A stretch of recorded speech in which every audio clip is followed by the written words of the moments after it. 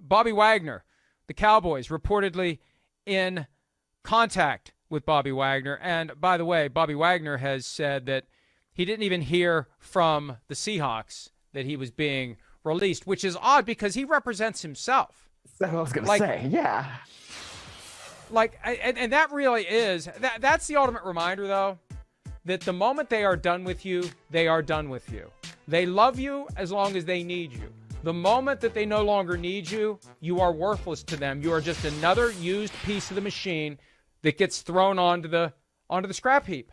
That's it. That's how they treat everybody. They've become desensitized to it because I'm not saying it's right. I'm just trying to get people to understand how they do it. They get desensitized to it because they always do it. It's churn, churn, churn, churn, churn. But when you have a guy like this who was a valued member of the team for 10 years, a face of that franchise. That's bad. That's bad form. I do a spot on KJR every Wednesday night in Seattle, and they were doing some local polling, and people were way more upset about Bobby Wagner being released than Russell Wilson being traded. So you got to treat your best players better than that, because you hope other players are going to aspire to become your best players and stay with you. And little things like that get around. On the eve of free agency, when you got a lot of money to spend, you want this getting out there.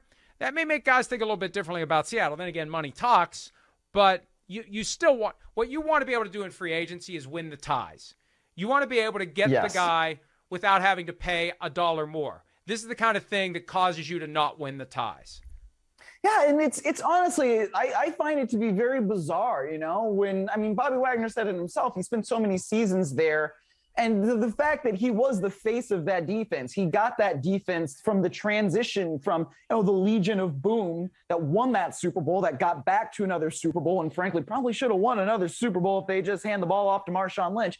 And he got it to the transition where Cam Chancellor was no longer there. Richard Sherman was no longer there. Earl Thomas eventually moved on as well. And they were still a competitive defense until last year, last couple of years, whatever you want to call it. But I just feel like Bobby Wagner deserved better than that, heading out the door for the Seattle Seahawks. And he's still somebody that can still play. And whether it doesn't necessarily look like he's going to go to the Cowboys. Obviously the Dan Quinn connection, Dan Quinn, former defensive coordinator of Seattle, now down there with the Dallas Cowboys. Whether or not that works out is one thing. But I think somebody's going to get a productive linebacker, a savvy linebacker, a smart linebacker in Bobby Wagner, whoever signs him in free agency.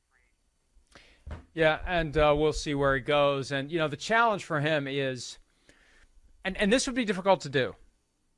You have in your head that this is what you're going to make in 2022. And then all of a sudden that's gone.